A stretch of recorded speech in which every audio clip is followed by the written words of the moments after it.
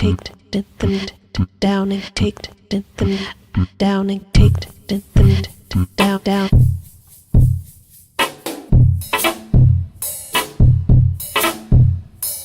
As you look, the whole room explodes.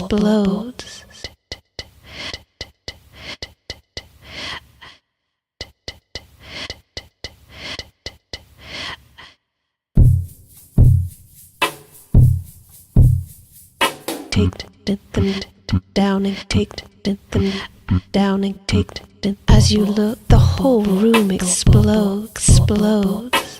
So, my name's Ian Robinson. I'm an engineer at Neo Technology.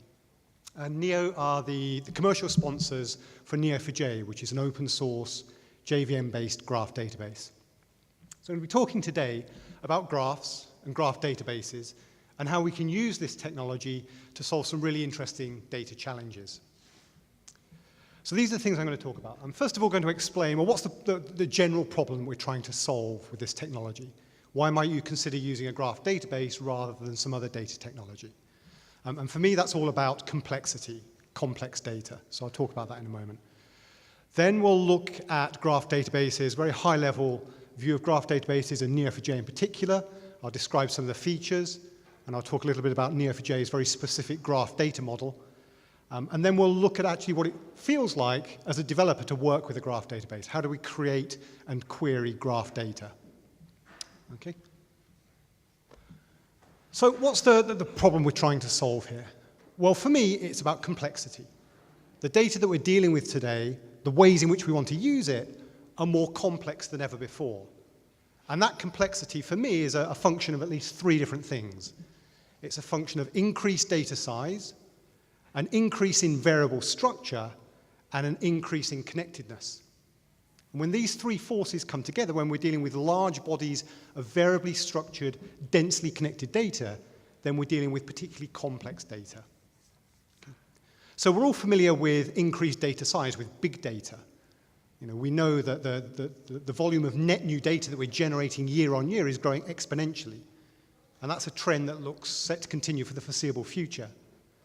But it's these other two forces that we don't understand so well. So variable structure is, well, it's that kind of messy, real-world data that doesn't always fit easily into a rigid, relational, one-size-fits-all schema. And it's partly a function of increased data size. You know, the more we learn about the things that we're interested in, the more each of those things begins to look subtly different from every other. Okay? So at a very high level, every house looks the same. But as we drill in and we discover the specific details of each property, for example, we begin to discover that they vary one from the other. Now, the way in which we've accommodated all that variable structure, that variation in the past, when using a relational database, we've done things such as create broad, sparse tables. You know, sparse tables with lots of nullable columns, lots of null values, and lots of null checking logic. You know, if a particular row, a particular entity that we're interested in doesn't have certain attributes, then we'll just put a null in that particular column. But the set of columns for that particular table represents the superset of all the possible attributes for all the different kinds of, well, for all the variations within that class. Okay. That's how we've accommodated it in the past. What I'm going to show is that a graph in particular is ideally suited to managing that kind of variable structure. And we saw this morning that things like document databases are also ideally suited to managing that variable structure, that no two documents need look exactly alike. And in a way, graph databases share something with document databases insofar as they accommodate that variable structure. But the last element here is connectedness. You know, a lot of the really interesting questions that we want to ask of our data require us to understand that things are connected. And on top of that, not just to know that things are connected, but often we need to know something about the weight or the strength or the quality of those connections. And I've worked in lots of different domains where, you know, the really interesting questions that we want to ask require us to understand that connectedness, require us to understand something about the strength or the weight or the quality of the connections between the entities in our domain. So things such as social networking. We've got lots and lots of different people. They're all connected to one another, some through friendships at work, some through long-standing friendships that go back to childhood or university. And in order to be able to query that data set, we need also to understand something about the quality of those connections. Is this a casual relationship, a casual acquaintanceship, or is it a strong friendship? Other examples, network impact analysis. Being able to understand the ways in which all the different elements within a telecommunications network, for example, are connected. From the applications and the services at the top, and the machines they sit on, the virtual machines, the particular data centers, all the way down to the lower level network elements, the routers and the switches and the fibers that connect them all. In order to be able to ask some interesting questions of that domain, we need to understand how all those very, very different elements are connected. But once we do so, we can then begin to do top-down analysis. Given a particular important corporate customer of ours, for example, which parts of our network do they depend upon? Which applications and services, which data centers, which routers, switches, and so on do they depend upon? Do we have redundancy throughout the network on behalf of this particular customer? This is all kind of top-down analysis. The bottom-up analysis is, well, given this particular network element, this router or this switch, who's going to be impacted if it fails, or if we have to replace it or repair it? Being able to answer these questions require us to understand how all the different elements in the network are connected. Logistics. Again, being able to plan the most effective, either the cheapest or the quickest route for delivering a parcel through a logistics network. Again, we need to understand how all the different elements within that parcel network are connected, which parts are available at different points of the year, and how long it takes to transport a package from one place to another. These kind of route-based calculations or path-based calculations, again, require us to understand how things are connected. Other examples that I mentioned here, route finding, I mentioned logistics, fraud analysis, access control, recommendations engines. All of these, in some way or another, require us to understand the ways in which things are connected, the things that we're interested in, and very often something about the strength or the weight or the quality of those connections. So for these, and for lots of other domains, when we're trying to ask those questions of our domain, I'd say we're dealing with a graph problem. Why is that? Well, for me, a graph is the best abstraction we have for modeling connectedness and variable structure. The relationships here, the edges in the graph, naturally model connectedness. We can see how things are connected to one another, related to one another. And the graph itself is a variably structured entity. No two parts of the graph need look alike.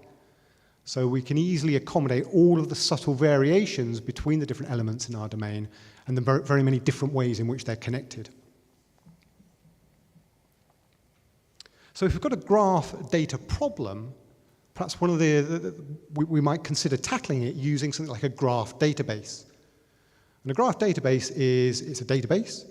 It allows you to store and manage and query your data in the form of a graph. So not in the form of, it's not a tabular representation, it's not tables, it's not a simple document-oriented representation, it's a network structure. You're modeling your domain as a network structure, you're persisting it as a network structure, and then you're querying it as a network structure. You're looking for graphs or subgraph patterns inside of that data structure. Okay. Now, a graph database, Neo4j in particular, the one that I'm most familiar with, the one that I work on day to day, it's intended to be a kind of replacement for any other OLTP database. It's an OLTP database. It's intended to be inserted between a web request and a web response to serve up answers in milliseconds, not seconds or minutes or hours.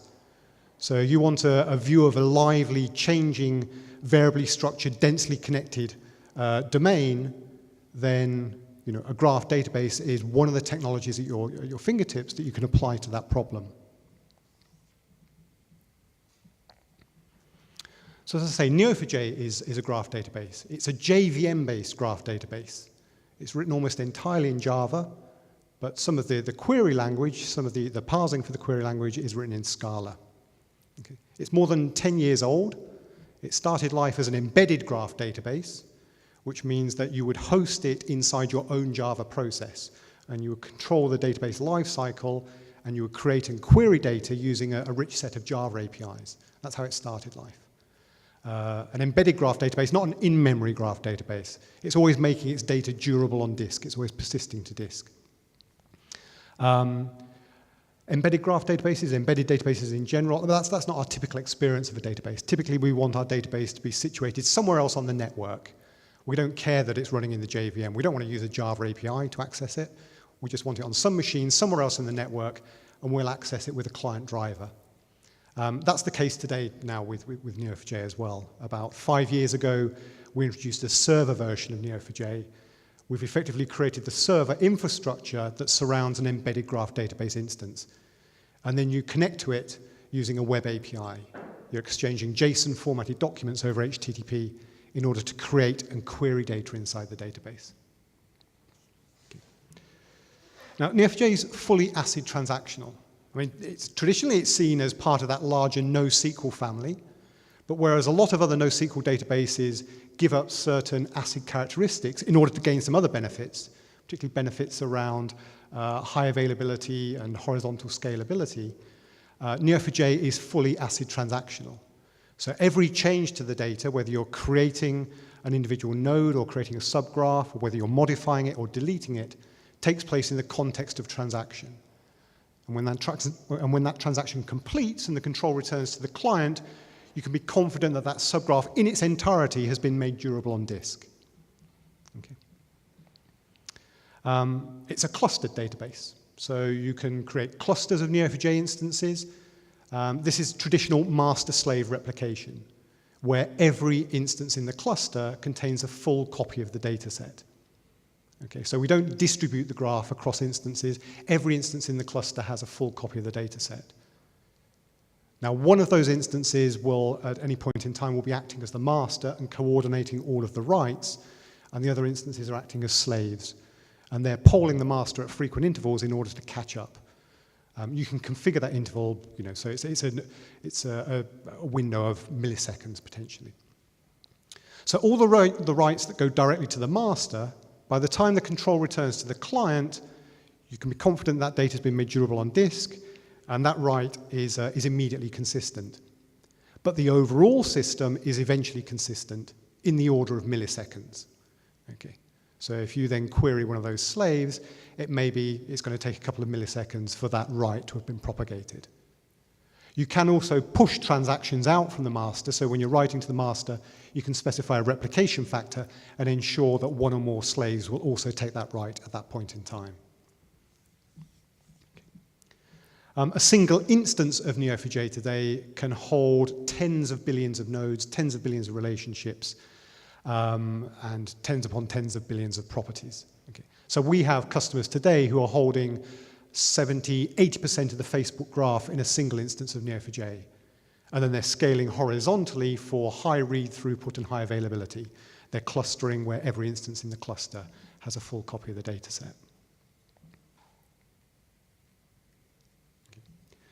So Neo4j has a very particular graph data model, something we call the labeled property graph.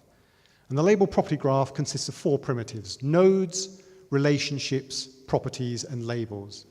And these are the primitives that you use in order to design your application's graph data model. Okay. So I've got an example of a labeled property graph here, a very, very small example, showing a couple of authors and a couple of the books that they've written, and a couple of people who've purchased and likely read those books. Okay, but this illustrates all the different parts of that property graph data model. So the first thing we have are the nodes, the kind of blue ovals here. So we use nodes to represent the things in our domain that we're interested in, things with identity, entities. Okay. And every node is effectively a container for a set of properties, for a set of key value pairs. Now, no 2 nodes need share exactly the same set of properties. So even at the level of the individual nodes, we're already supporting a high degree of variable structure. No 2 entities need look exactly alike. Okay.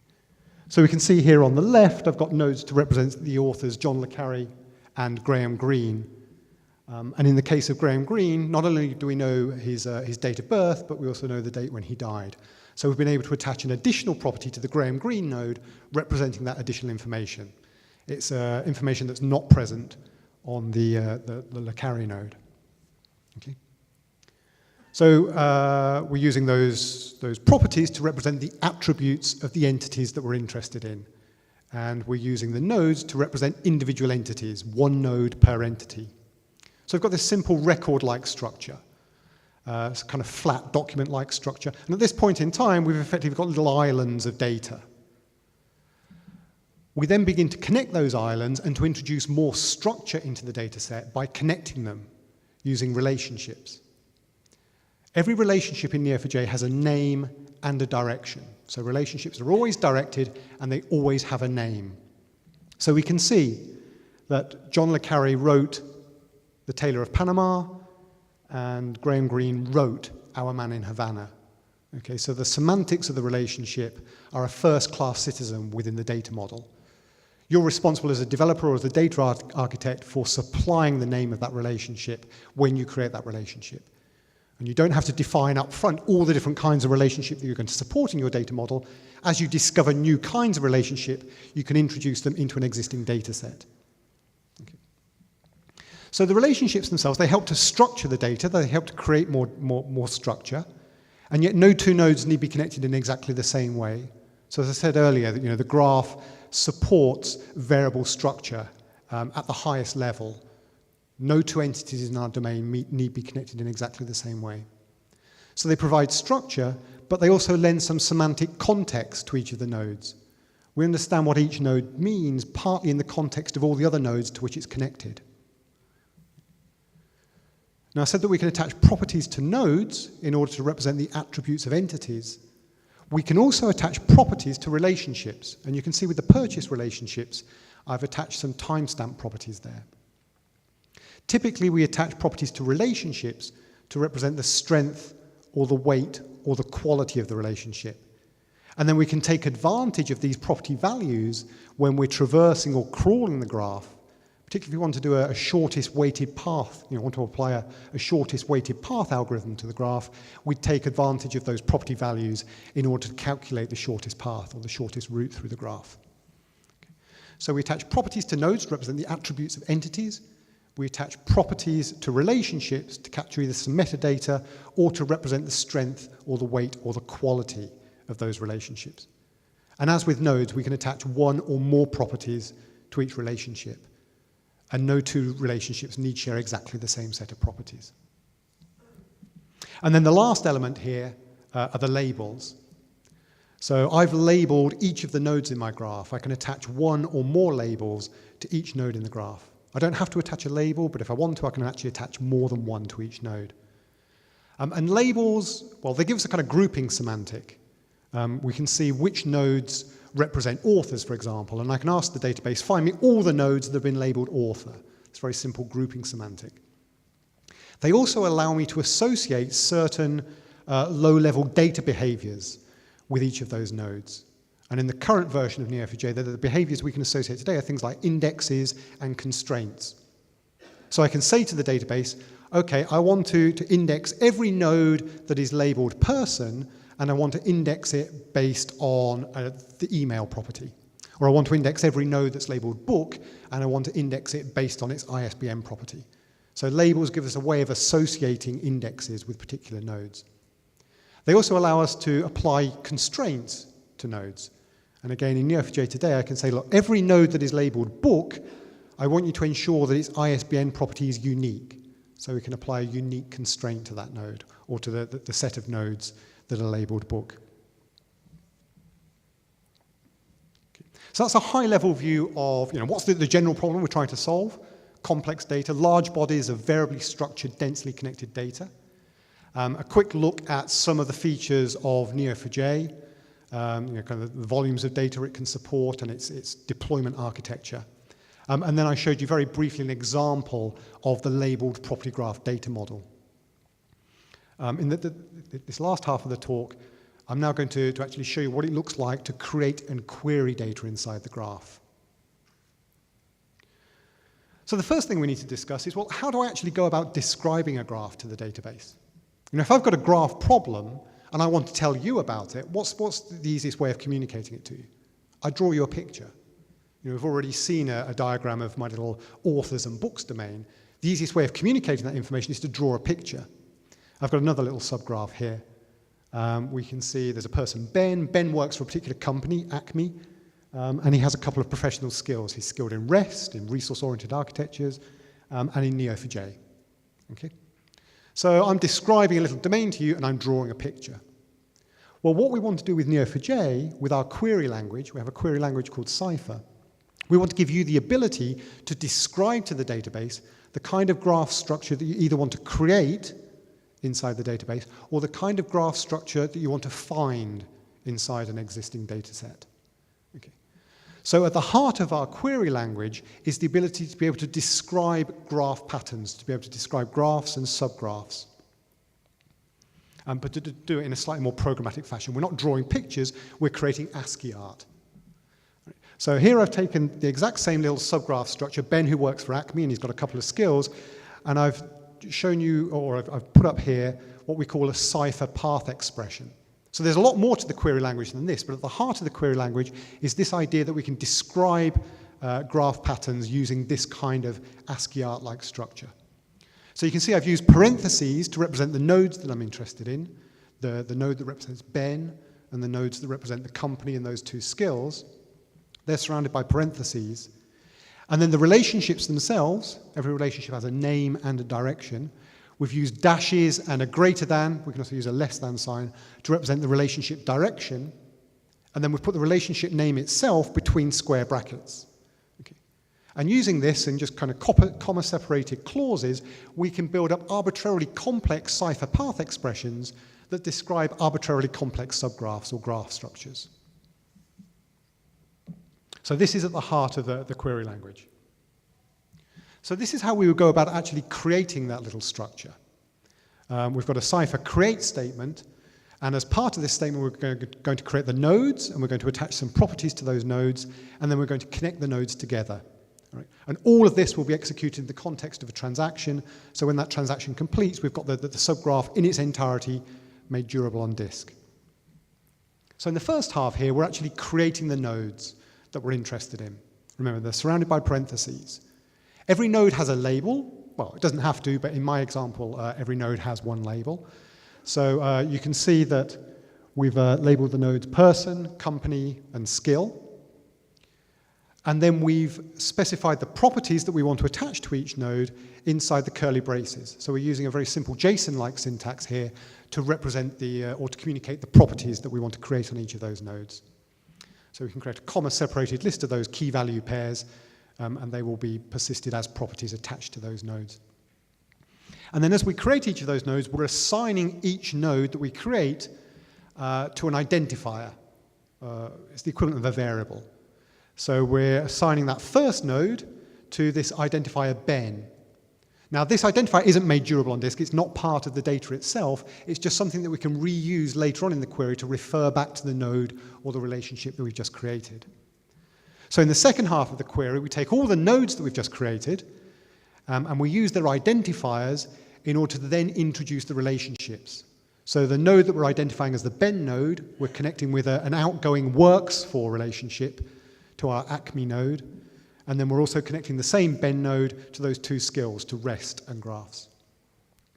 And then the return clause, this is optional, but in this instance, we're actually returning a reference to the Ben node that's at the heart of that little subgraph. Okay. So that's what it looks like to create some data inside of Neo4j. There are some more interesting, some slightly more complex create semantics as well. If we want to ensure that each node that we create is unique, we wouldn't want to duplicate the Acme node or the nodes that represent those skills. But I'm not going to go into those statements today. This is the simplest way of creating some data inside the data set. If we do that over and over again, we'll end up building an interesting little graph structure. And an example I've got on my machine, I've got a couple of companies, Acme and Startup, several of the people who work for those companies, and a number of the different skills that each of those people possess. So I'm just building up a little knowledge base about people, where they work, and some of the different skills that each of those people, or each of those persons has. Right. So given that we've created some data, we can then go about querying it. We've got some interesting questions we want to ask of it. How do we go about querying a graph database? Well, queries, an idiomatic query is something we call a graph local query. And with a graph local query, we pick one or more starting points in the graph. We kind of parachute into the graph, picking some starting points, and then we start traversing or crawling the surrounding graph. So you can imagine if you're building a web app and you've got queries that are very much centered around the user who's currently logged on, for example. If there's a node in the graph that represents that user, that will be the starting point potentially for some of our queries. So we'll try and identify that node, parachute into the graph, bind to that node, and then we can explore the surrounding portions of the graph in order to discover some interesting information about that person. And we can follow particular relationships. We can filter based on relationship name. We can query properties on relationships. We can query properties on the nodes as we traverse the graph until we discover the information that we're interested in. In the examples I'm going to show, we're going to effectively be parachuting in, spidering the graph in order to discover graph patterns. And again, we're going to be using that Cypher query language to discover these graph patterns. So the question I want to ask here is, which people who work for the same company as me share my skills? Okay. So I've got this sample graph, a couple of companies, many people, many different skills. If there's a node there that represents me, who works for the same company as me, and which of those people, which skills do they have in common with me? In order to be able to answer that question, we need to be able to discover this little pattern within the graph, little diamond-shaped pattern. Somewhere in the graph, there'll be a node that represents me, and I will work for a particular company. I'm looking for other people who work for the very same company, who share the very same skills as me. So I will have one or more skills, and I'm looking for people who work for the same company who also have the exact same skill. Now, it may be that there are people in my company who have 2 or 3 things in common with me. And in that case, we'll be trying to match this pattern 2 or 3 times on their behalf. So we're trying to match this pattern multiple times inside the data set. And then we can roll up the results and see who has the most in common. Okay. So I can take this diamond-shaped pattern and I can turn it into a Cypher path expression. There's a node that represents me, I work for a particular company, and I have a particular skill. That's the left-hand leg of that diamond. And then the bottom part of the expression represents the right-hand leg. We're looking for other people, we'll call them my colleagues, who work for the very same company. So the fact that we're using the same identifier here means that we're talking about the very same node, and they have the very same skill. So again, we're using the same identifier skill in order to ensure that we're creating that diamond-shaped pattern. So that's the pattern that we're looking for, and that's it framed as a Cypher path expression. And this is the entire query. This is the question, which people who work for the same company as me have similar skills to me, and this is what the query looks like. This is the equivalent of a SQL select statement, but this is Cypher's graph pattern matching language. So it's a multi-clause language. The first clause we have here, the match clause, this is saying match or match this pattern inside the existing data set.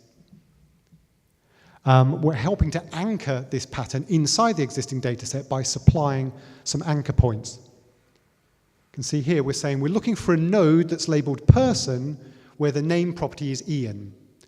So we've described the pattern that we want to find, but we're supplying it with at least one anchor point. We're saying try and find nodes that are labeled person where the name property is Ian, and that will help anchor that pattern, and then we can flex it around, discovering whether any surrounding nodes match. The return clause here then just generates a projection of the data that we find on behalf of the client. The first thing we're doing is for any colleagues that we find, any people who work for the same company who share some of my skills, we're taking their name property and we're aliasing it as name. So we're going to create a kind of tabular result set here with a column labeled name, and we'll have the name of all of those colleagues. We're then going to count the number of skill nodes that that person has in common with me. So remember I said if somebody shares 2 or 3 skills in common with me, then we'll match that diamond shape 2 or 3 different times. Effectively, what we're doing here is rolling up the results, and we're actually counting the number of skill nodes that a particular person has in common with me. And we're aliasing that result as score. And then it's useful not only to know how many things somebody has in common with me, it's also useful to know which skills that person has in common with me. So the collect function here is taking the name of each of those skills and it's creating a comma-separated list of all of those skills.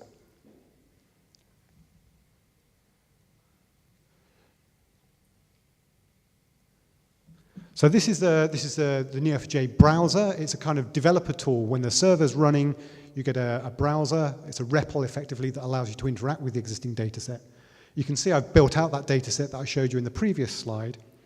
If we take the query that we were just looking at, I'm just doing a bit of copy and paste, but we execute that against the graph, this is the results we get. As I said, we're getting some tabular results here. We can see that Ben has 2 skills in common, REST and Neo4j, and Charlie has 1 skill in common with me, which is Neo4j.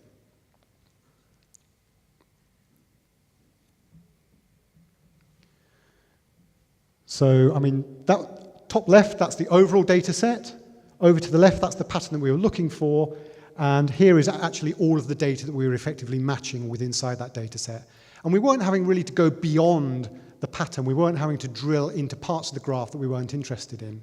So it means that even if the graph had millions or billions of nodes, if we can kind of keep that query and that pattern very focused and very anchored, it doesn't matter how large the data set is, the queries will still remain incredibly performant. And they remain performant irrespective of the overall size of the data set.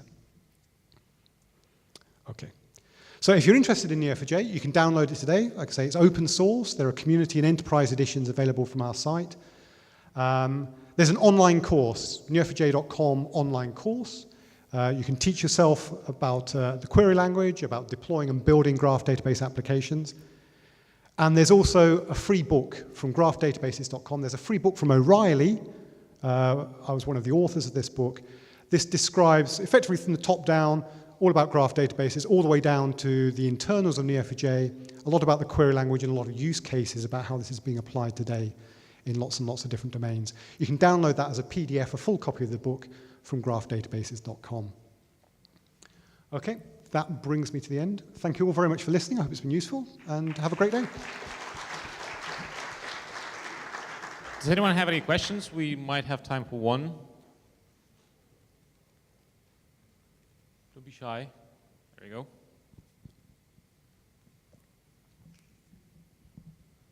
What's the difference between a label and an attribute on a node? The difference between a label and an attribute or a property. So a label is a valueless property, effectively. It actually has a different representation at the store level, and it's partly that capability that allows us to index and stuff like that. What we did, I mean, labels are pretty new in our data model. The other parts have been around for years. Labels we introduced at the end of last year. And effectively what we were doing was baking into the data model practices that people were applying out there in the wild. Everybody at some point creates a graph, it's schema-free, that's wonderful, but then they need to know, well, what does this node actually represent? Is it a person? Is it a book? And people were doing that in ad hoc ways. They were creating properties called type or label, or they were attaching them using an is-a relationship and so on. We effectively took some of those patterns and baked it into the data model. So now you can label nodes in order to help represent the roles that they play. Does that help? Anything else? Or are we wrapping up? Go on. Just shout out and I'll repeat.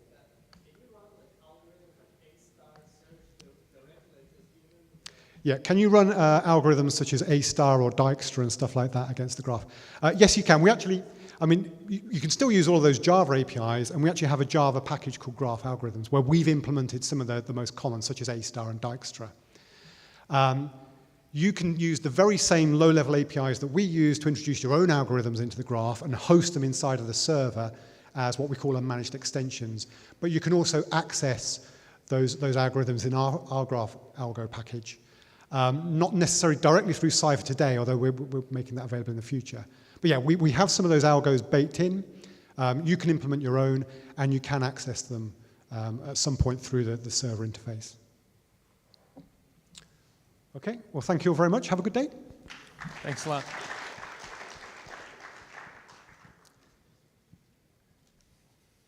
Thanks a lot.